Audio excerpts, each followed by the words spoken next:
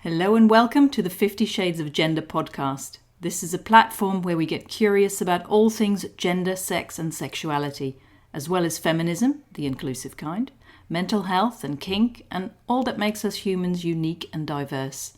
From body positivity to body dysmorphia, it's all welcome here. Come with us on a journey of inclusion, acceptance and respect.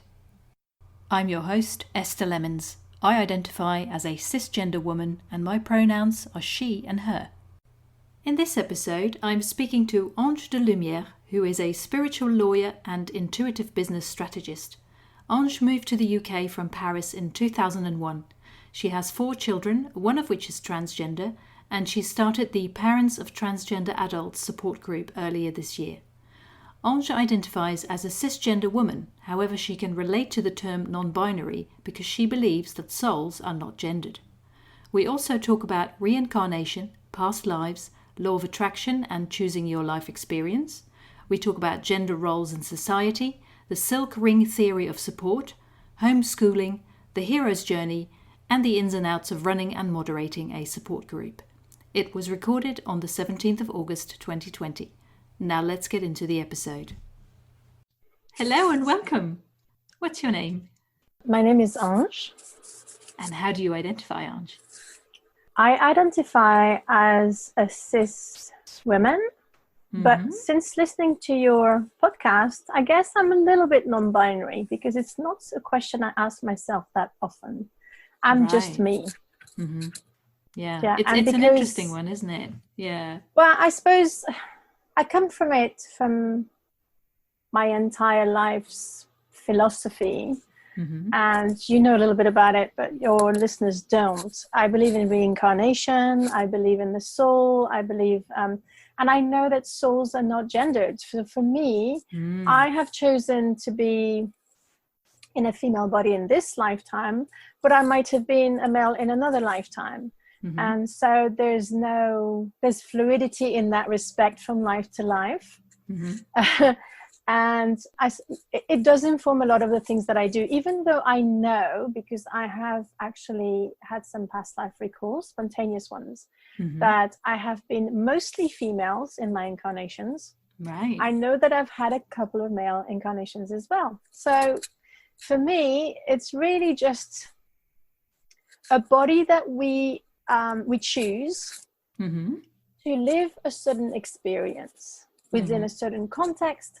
And it's not just about gender, it's about the color of your skin, it's about whereabouts in the world you live, the culture you were born into, the language that you speak, all languages, everything comes into it to bring this powerful experience that is going to magnify your soul. That is going to deepen, because I do see Earth as a school, not because we need to learn or perfect. It's more that until knowledge without experience is nothing. And so we come here to experience things firsthand because we might know what it's like, but until we actually go through it, we have no idea. And I feel it's the same actually with my relationship to my son. I have no idea what he's going through. And so I have to take his cues and listen to him and let him guide me so that I understand what his journey is. Yeah, and that's a beautiful lead-in actually to, well, the reason I'm having you as a guest on the podcast really is because you are the mother to a transgender child. So please tell me, or tell the listeners as well, a little bit about how all that unfolded and when your son, came out, or, how he spoke to you about it. So first of all, I have permission from my son to talk on this podcast and share everything except his name. That's great. So he'd like to be anonymous. Yes. So I will say, just to set the background, is that when I was at university, even though I had no transgender friends, I had more gay friends than I had straight friends. And so for me, it was already a little bit part of my background that I didn't, I was perhaps more open-minded than the average person in my time, because I am in my mid-50s. So back then it was unusual. I will say it. None of my friends in Paris, because I come from Paris, had, most of their friends were gay. And Mm-hmm. most of my gay friends weren't French either. So that was kind of funny. Yeah. But so that's the context. And so when I was pregnant with my first son, who's not the transgender son, but my first child, I said openly to my husband and other people that I really wouldn't mind if they were gay or not, or whatever, whatever they chose to be would be fine with me. Mm-hmm. It came a bit as a surprise when it was actually my second child that came out as transgender and not gay. But in a way, it kind of sort of clicked something, because I thought, well, that child obviously chose me because they knew because I believe we choose our parents. So this is my whole context, Yeah, yeah. And I did wonder at some point, because when I was pregnant with my second child, and this is a discussion that is happening amongst the transgender or parents of transgender children community, I had a very strong feeling he was female. And he was born he was, how do you say that exactly technically, assigned female at birth. Right. So when he came out as transgender, I was wondering, did I get it wrong or not? And there was a lot of questioning in my mind, but I still believe that he chose to be born in a female body, and he chose his transgender journey. And I think that's very important, that people at least open their minds to the fact that there's no mistakes. And part of how I look at it, and we all have our own narrative, okay? So I'm not saying this is the truth, it's my narrative. Yeah. But I know that when he was born, I had to sort issues with my mother, and I needed a mother-daughter relationship. I needed to create my own mother-daughter relationship that was healthy, that was loving, that was supportive. And he came, I believe, as a girl to establish that and almost to serve me. Of course, he chose being his own life for his own purpose, but it was like a joint purpose for us, that he would help me as a daughter until he was about 16, and then he would start his journey as a transgender man. So I find that really, really interesting, because and he chose his name.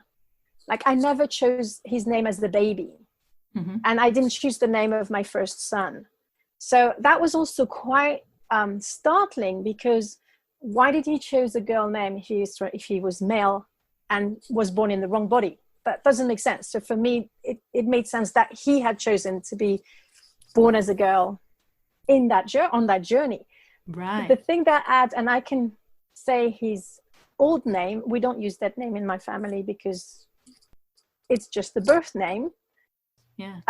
But his first name that was given to him at birth actually means mermaid. Wow. Which when you say, really... Ange, yeah, sorry to interrupt you, but when you say you didn't choose the name, it was given. Yeah.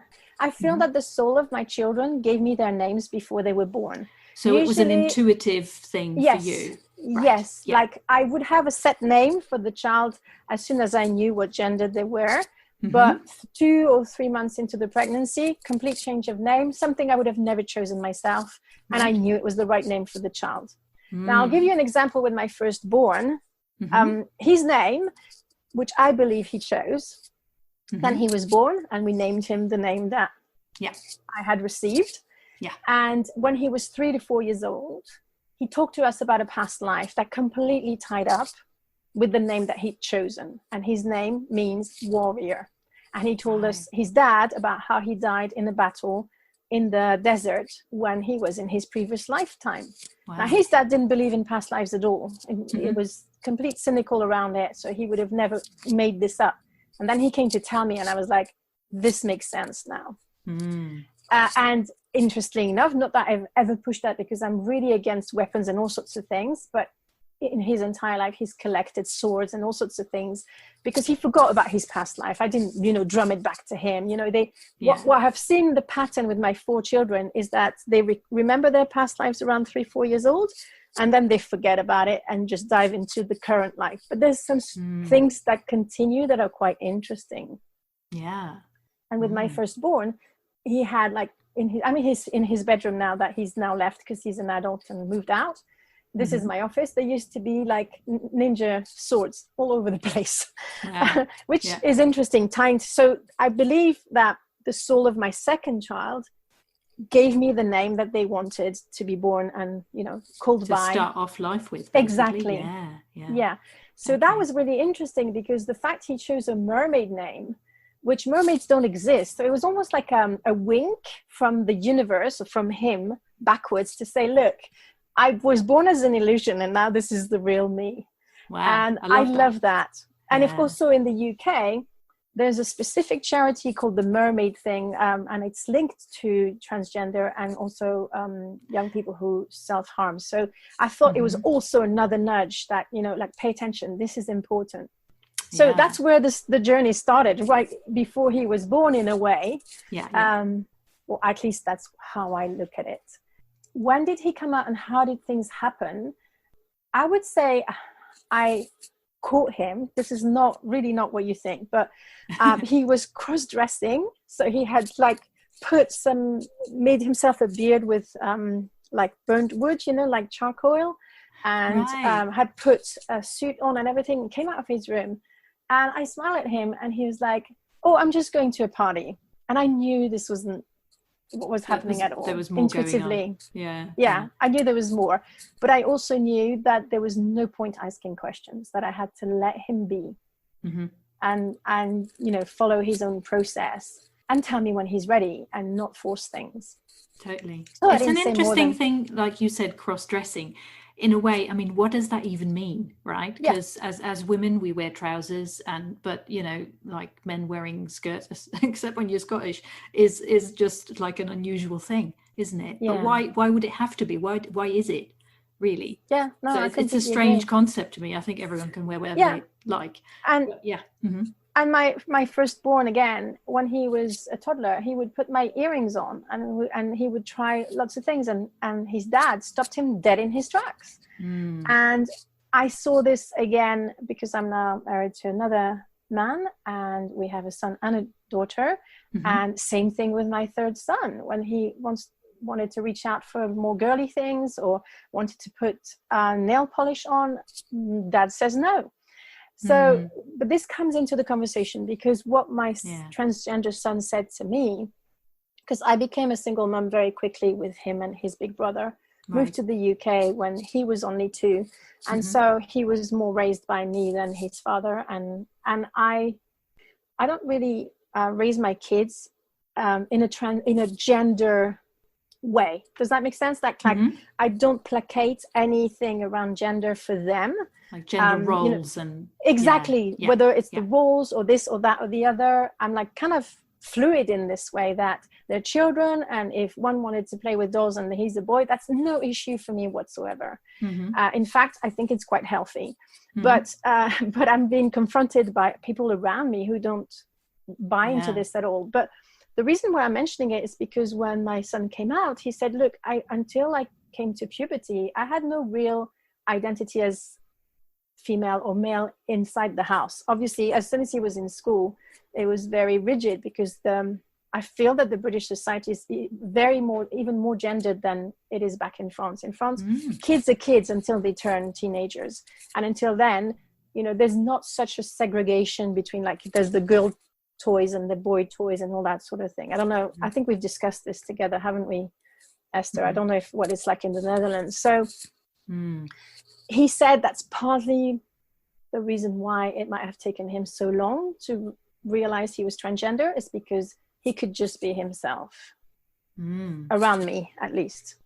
Yeah, so he could basically just be who he was without any influences of gender or like what girls should be like or what boys should be like and should do and should not do.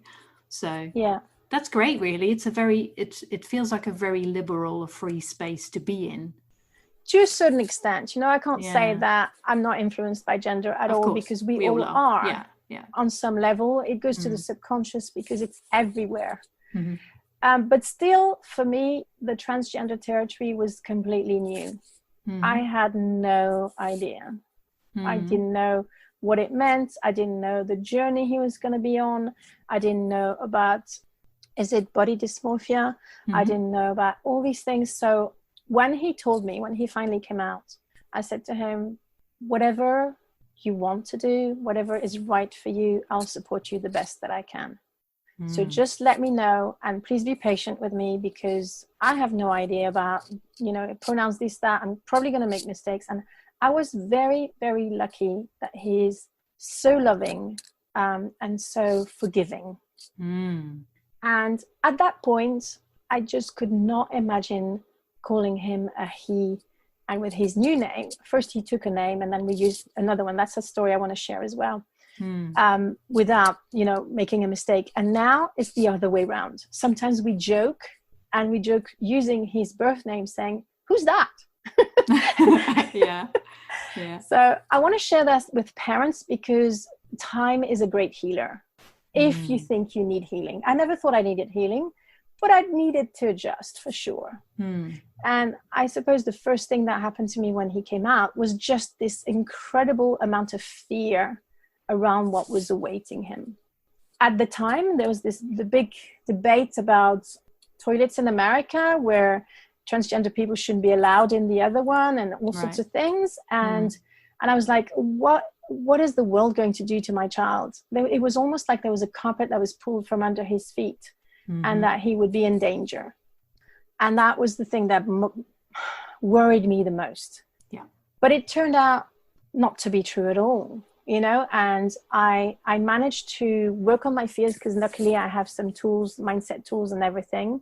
And I believe in the law of attraction. So I've decided, I need to see him as strong, safe, and create that energy for him so he can then unfold his path. That's the best way as a parent that I can support him. Otherwise, I'm going to add to the problem instead of being the solution.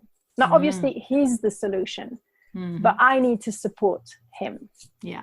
And so my efforts at the beginning were completely geared towards that, to just see that this was part of the plan, that it was beautiful, that it was meant to be, that, everything was going to be the way it was supposed to be. And it really helped to look at it that way rather than seeing it as a problem. It's easiher for me because I really don't care what other people think. Isn't that a great way to be? Yeah. But around me, everybody else is probably the opposite way. So his dad was extremely upset. He was losing his little girl whom he adored. He was really, really attached to his daughter. I'm divorced from his dad, so that's one aspect. And sadly, his dad started to have a go at me for being too lenient towards him and not questioning him and not, being more anxious about what was happening. And he was asking me to carry basically his stuff. So that wasn't easy. And I wasn't willing to have any more anxiety, put on myself just to help him, because I believe in I don't know if you've heard about the silk theory, which is when there's a crisis and something happens, and coming out as transgender is a crisis because it's change. I'm not saying it's necessarily negative, but it's something happening where you need to focus your attention on it. It's a big and deal. For me, the silk theory is that the person who's at the core of the crisis is first, and everybody has a ring if you're directly linked. So I'm his mom, so I'm come second. And then everybody else comes after. So his dad might be second next to him, but towards me, he's third. I have to put myself first. Yeah. And he should not be dumping his stuff on me. You always dump on the outside of the circle instead of the inside. So my job, my job with my son wasn't to share with him my fears or anything. I need to find someone else to be able to discuss that so that I can support him through what he's going through. I love that. Yeah. It's very powerful. It makes so much sense. It applies to everything. Everything. Absolutely. Yeah. Whether it's a death, whether it's a rebirth, because I believe that actually transgender people rebirth themselves. But of course, there's a sort of grief and dying process that goes with it. Yeah. And it applies to everything: a loss of a job, a divorce, anything, and this theory started with a woman who had cancer and who was at work, and someone came up to her and told her how upset she was about her having cancer. And that was totally inappropriate. And so from then she built that theory to say, look, if I have cancer, you are not allowed to tell me anything about your feelings about my cancer, because I'm dealing with something. I can't carry anybody else's problems. Too right, really. So, yeah. So that helped. I wasn't able to completely have all the members of the family respect this rule. So I had to carve some out temporarily and do whatever I needed to do to make things easy, at least for me. And then I think we moved on as a partnership where I helped him as much as I could. But at the same time, I could feel that is also a thing he wanted to do on his own, because he was already an adult. So he was 16, but very soon he became 18. These 2 years flew by. So I had to just step back and let him deal with it and trust. And we had an agreement that if he needed me, he would reach out. So that's how we moved forward. Lovely. Yeah. I was just thinking back to when we were talking about the freedom to explore, his childhood, as it were, in a kind of a non-gendered way. Is that, because I know you homeschool your kids, so has he always been homeschooled? Have all your kids always been homeschooled? No, I only homeschooled my younger two. He was the first two went to school. I did offer when he was going through some serious bullying in school. I offered to homeschool him. That's actually how I came across homeschooling, because he was suffering so much in school. Wow, yeah. But he decided to stay and try to make it work. So, how lovely that you let him make his own decision around that, and kind of brave of him as well to stick that out. Yeah, because bullying is no fun. So you also, you run a support group, is that right, for parents of transgender kids or other family members of transgender people? Actually, I run a group, which is a community, I call it a family, of parents of transgender adults. Because I was in the group, it came really, in January, we started this group with another lady who's in Texas. And what happened is there was a thread. And someone said, is there a group specifically for parents of adults, transgender people? Because the difference is enormous. First of all, you have to sit most of the time as an observer. You can't really intervene, which is very different than when you have a transgender child and you can, be more, I suppose, involved on the daily things that happen. And also it comes with different problems as well, because sometimes these people have... our transgender kids have had relationships, maybe they have kids, and a lot more is at play. So there was this thread in a general group of parents of transgender people. And someone asked, is there a specific group? And everybody, there was maybe 30 comments saying no, and I wish there was one and everything. I was like, well, why don't we just create one? I commented. And then one of the ladies on the thread says, okay, you do it. And because I've been managing groups for my business before, I knew it was something really simple to do. So I just created it. 30 people joined. I created theme days, which is probably very different from most of the other groups, because I wanted it to be a bit structured. And I felt that if we all shared whenever something happened, when it happened, it would become sort of like a really heavy environment, because there's so much grief and so much loss and worry and fears. And so I wanted it to be lighthearted. So first, what I did is I chose as a header a rainbow cake, because I wanted to send a subliminal message to these parents that actually it was a cake and they were meant to eat it, and it was gorgeous and there was something to celebrate rather than to fear. So right away, I wanted to shift that energy of fear and, oh my God, what's happened? I don't get it. And then I have these theme days so that people can ask questions. There's discussions, there's tips, there's even an offer day. People have things that they feel that they might help others. I've shared your podcast in there on offer day several times. And so, yes, that's how we manage the group. So I don't consider myself the leader of this group, but more like a facilitator.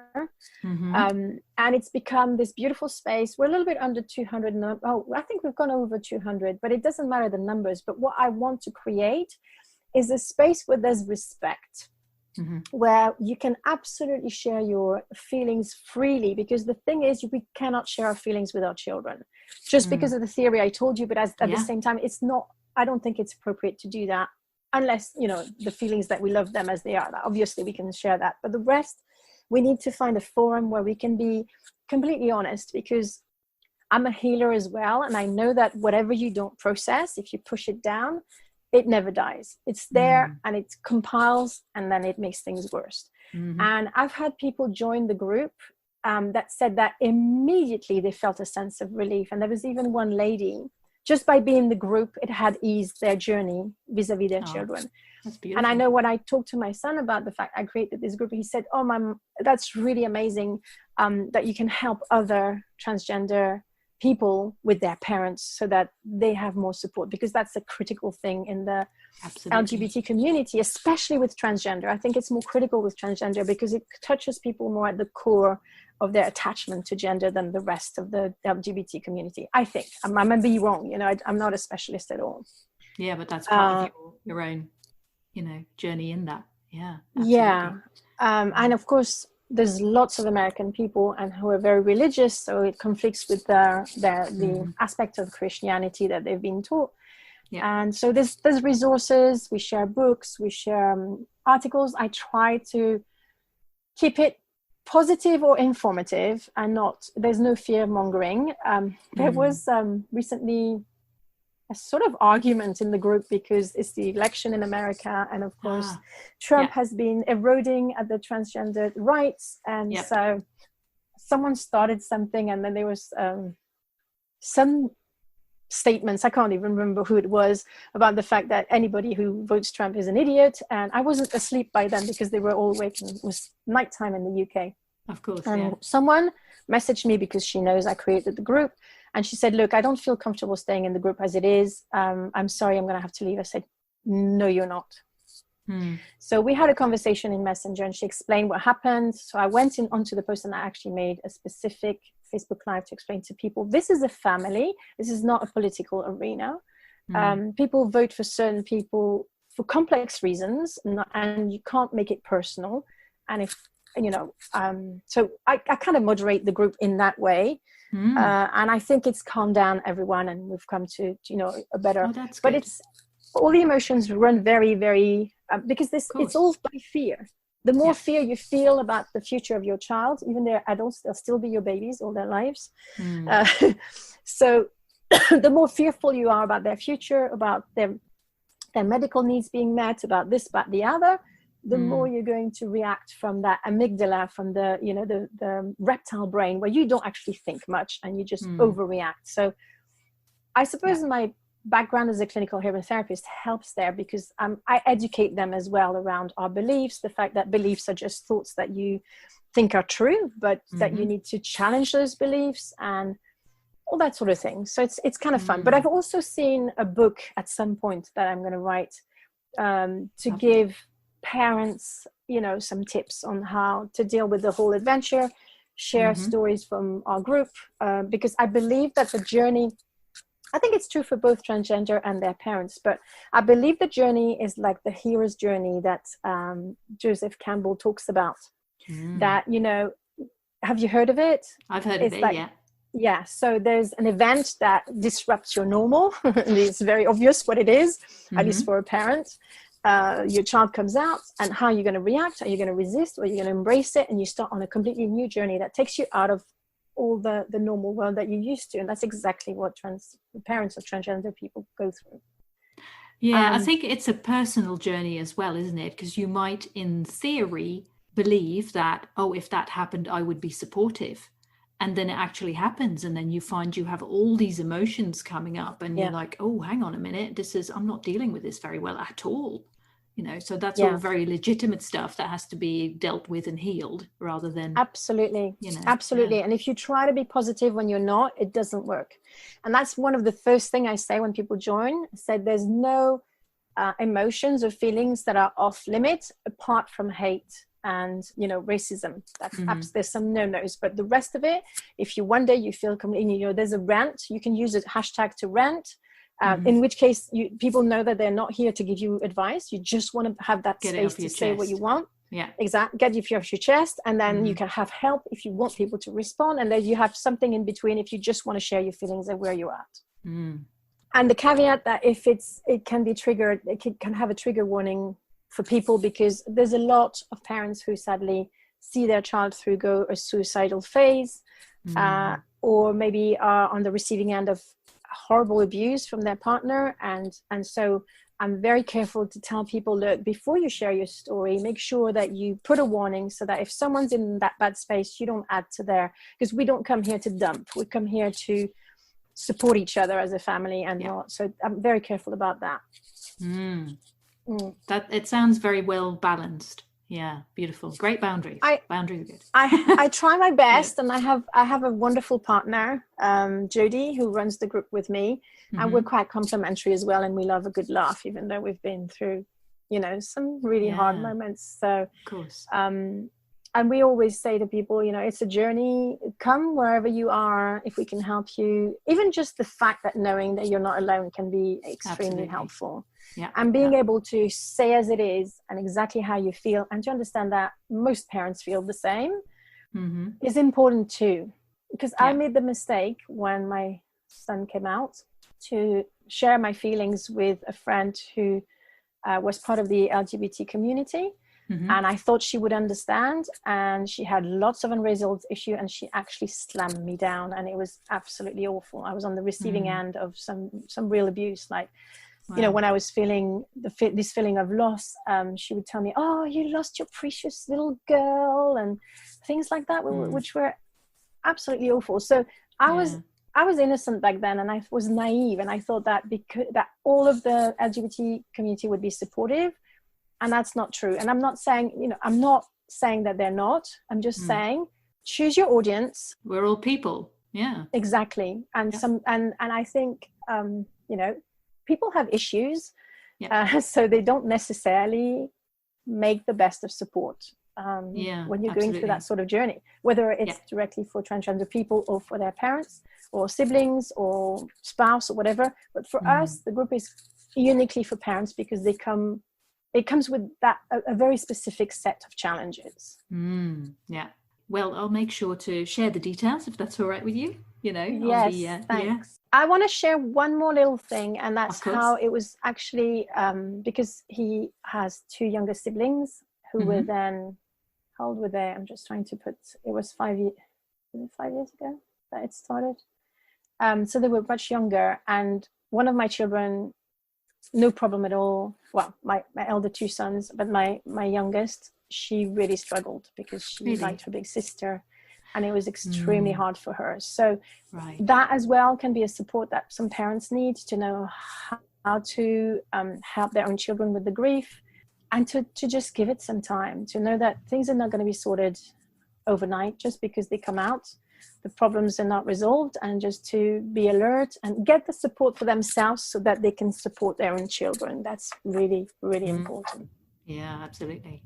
And sadly, I find, and I'm pretty sure it's universal, that's with everything, all the attention is on the transgender person, and there's nothing for parents. So the parents are left, they're going through as much of a journey as their own children, but they're left stranded. So I guess that's why when I saw this opportunity to create the group, I thought, I want to do that. Even though I believed I had no time to do that, and I still don't think I have the time to do it. I do it the best I can. Probably not as much as I'd like to, but at least it's there. Yeah, a much needed space by the sound of it, for sure. That is beautiful. Thank you so much, Ange. Is there anything you'd like to add as we finish up? Anything you'd like to share? Anything that's important for people to know? I want to share first how brave I know transgender people are. And I want to share how I see them as extremely beautiful and advanced souls, because they're here to teach us about unconditional love. And they're also here to teach us to go beyond gender, in a way, to see ourselves as souls and beyond everything, beyond our beliefs. And so I believe that they're actually come here to change society in the most profound of ways, but it takes a personal cost to do that. So I just want to thank them and to tell them how beautiful they are, how powerful they are, and how beautiful their mission is. And I just hope that this will come for them with as much happiness as they can bring. for themselves and others, obviously. Yeah. That is a beautiful place to end on. Thank you so much, Ange. Yeah. And they can reach out to me if they want, send their parents to me if they need help. Yeah. I'm no expert. I will say it right away. I know very little. I know only what my sons taught me and the little bits I've gathered, but I'm willing to learn. I want to be an ally. I don't know if I'm a good one, but I'm willing to learn again. So that's the start. Yeah. Absolutely. That's all we can do, is just be willing, really. Yeah, as you are with your podcast, which I think is wonderful. I've listened to most of the episode, not recently because I was too busy, and I absolutely loved it. I loved and I feel it's really good that it's a podcast, because we do not have the barrier of our eyes. We can open our hearts directly. Yeah. So definitely. that's for me, that's an ideal means to communicate this message and to share those interviews that are really heart-to-heart interviews, aren't they? They are, really. Yeah. So thank you, Esther. Yeah. You're doing amazing work. Thank you. Yay. Okay, then. That's a wrap. Is this goodbye then? That is goodbye then. And thank you for listening. Yeah. Thank you. You can find out more details on the website at 50shadesofgender.com/Ange, where you can also read the transcript, and you can find details about the Parents of Transgender Adults support group in the show notes.